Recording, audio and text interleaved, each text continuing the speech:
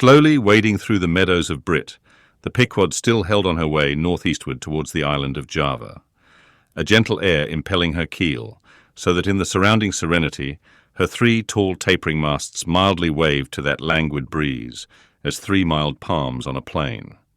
And still, at wide intervals in the silvery night, the lonely, alluring jet would be seen. But one transparent blue morning, when a stillness almost preternatural spread over the sea, however unattended with any stagnant calm, when the long burnished sunglade on the waters seemed a golden finger laid across them, enjoining some secrecy, when the slippered waves whispered together as they softly ran on. In this profound hush of the visible sphere, a strange spectre was seen by Daggoo from the mainmast head.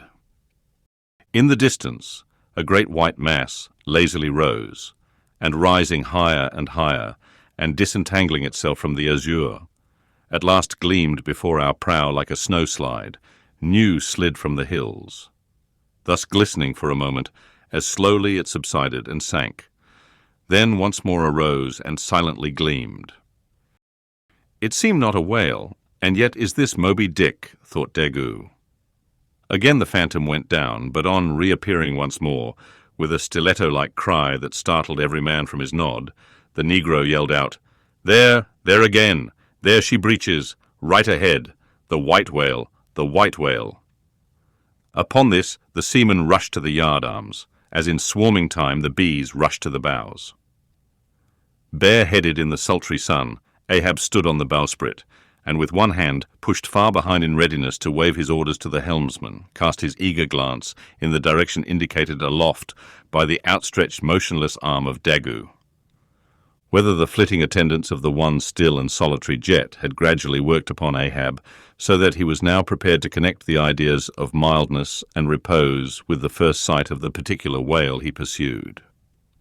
However this was, or whether his eagerness betrayed him, whichever way it might have been, no sooner did he distinctly perceive the white mass than with a quick intensity he instantly gave orders for lowering.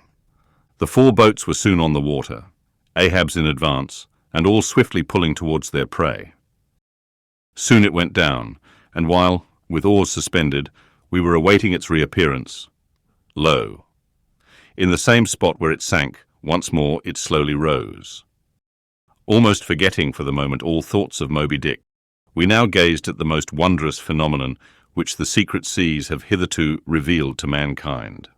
A vast pulpy mass, furlongs in length and breadth, of a glancing cream colour, lay floating on the water, innumerable long arms radiating from its centre, and curling and twisting like a nest of anacondas, as if blindly to clutch at any hapless object within reach.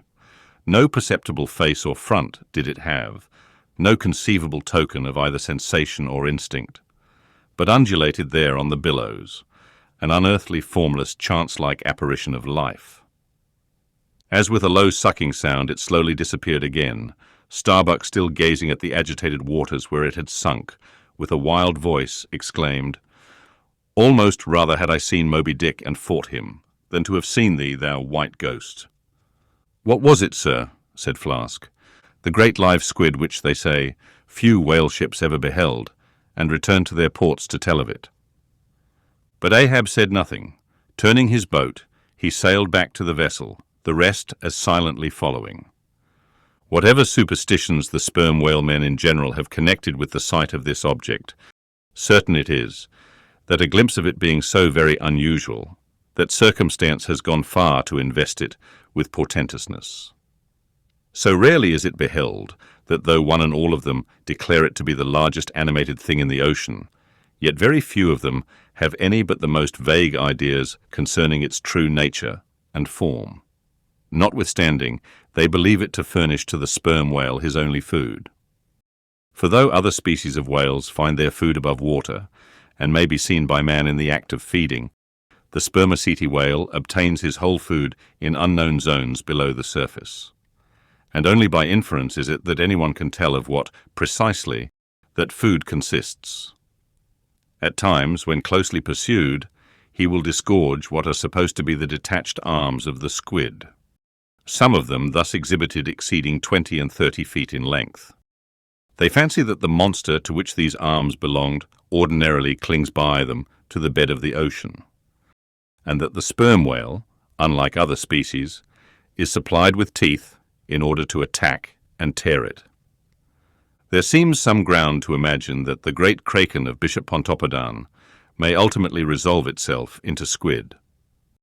The manner in which the bishop describes it, as alternately rising and sinking, with some other particulars he narrates. In all this, the two correspond. But much abatement is necessary with respect to the incredible bulk he assigns it.